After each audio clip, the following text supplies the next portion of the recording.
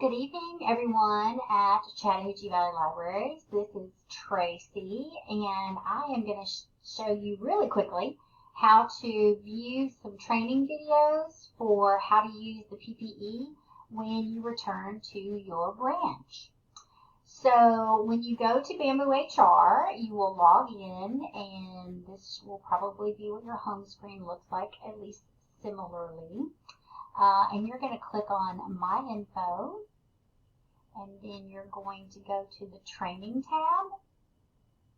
And in the Training tab, see if I can move it down, you'll have two upcoming trainings: donning and doffing guidance for masks and how to properly remove single-use gloves. If you'll click on one of them, you will get a video. It's just a YouTube video. Just click on that link. Carefully watch the video, then hit the back button, and then click on how to properly remove the gloves.